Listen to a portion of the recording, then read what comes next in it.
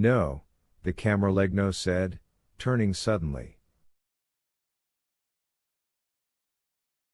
I will tell you what is going to happen.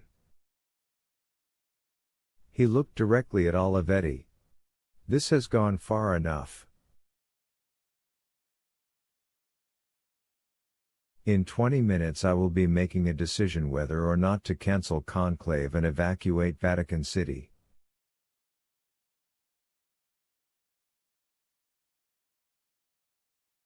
My decision will be final. Is that clear? Olivetti did not blink. Nor did he respond.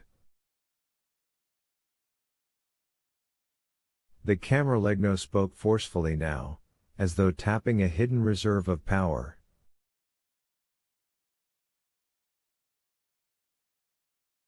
Captain Roche, you will complete your search of the white zones and report directly to me when you are finished.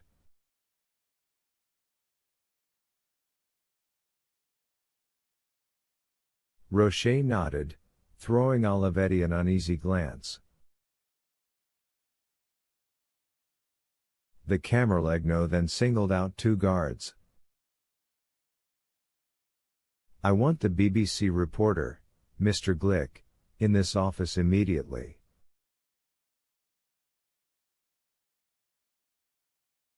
If the Illuminati have been communicating with him, he may be able to help us.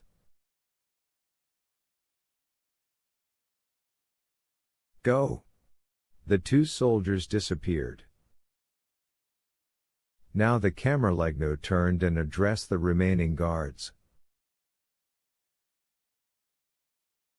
Gentlemen, I will not permit any more loss of life this evening. By 10 o'clock you will locate the remaining 2 cardinals and capture the monster responsible for these murders.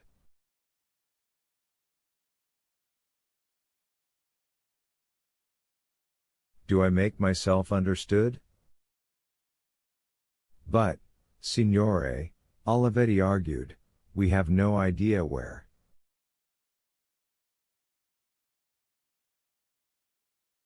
Mr. Langdon is working on that. He seems capable. I have faith. With that, the Camerlegno strode for the door, a new determination in his step. On his way out, he pointed to 3 guards.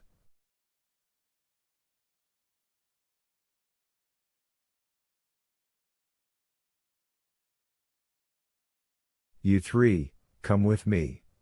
Now. The guards followed. In the doorway, the Camerlegno stopped. He turned to Vittoria.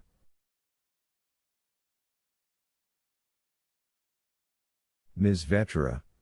You too. Please come with me.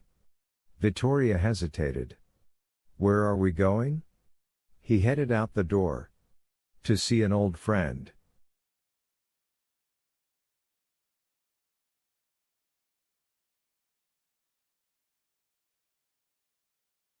'82. At CERN, Secretary Sylvie Bottleoak was hungry, wishing she could go home.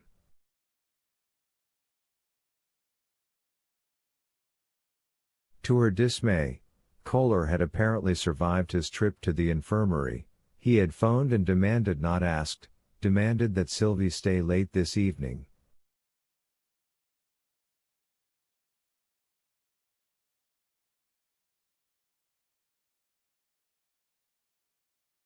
No explanation.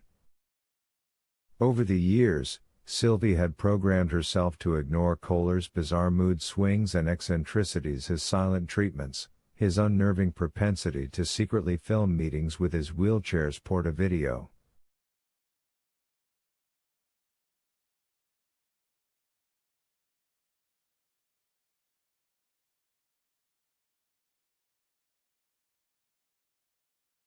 She secretly hoped one day he would shoot himself during his weekly visit to CERN's recreational pistol range, but apparently he was a pretty good shot.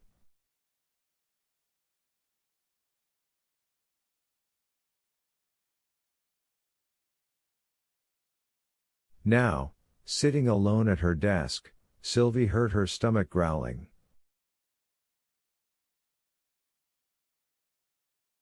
Kohler had not yet returned, nor had he given her any additional work for the evening.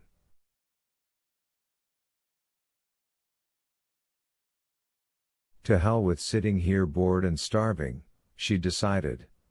She left Kohler a note and headed for the staff dining commons to grab a quick bite.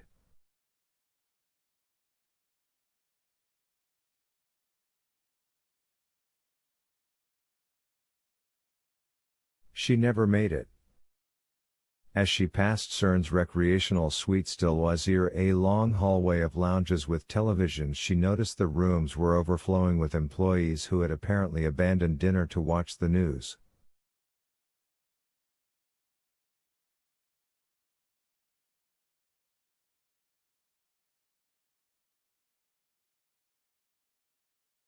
Something big was going on. Sylvie entered the first suite.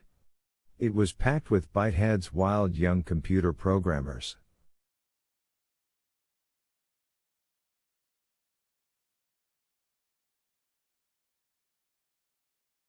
When she saw the headlines on the TV, she gasped. Terror at the Vatican. Sylvie listened to the report, unable to believe her ears.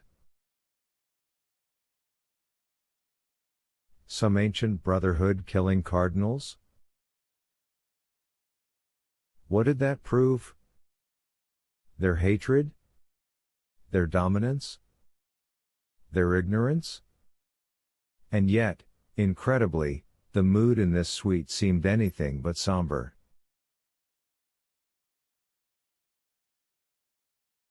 Two young techies ran by waving T-shirts that bore a picture of Bill Gates and the message,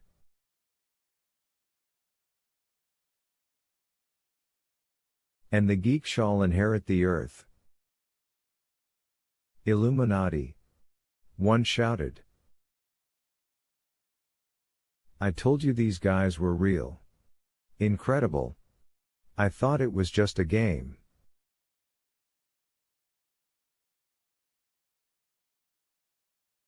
They killed the Pope, man. The Pope? Geez.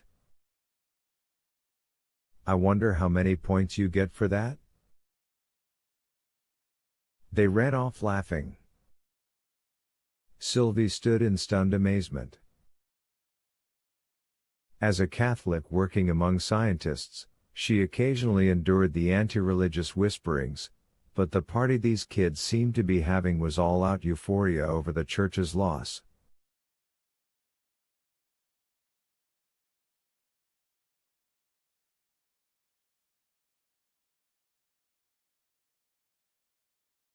How could they be so callous?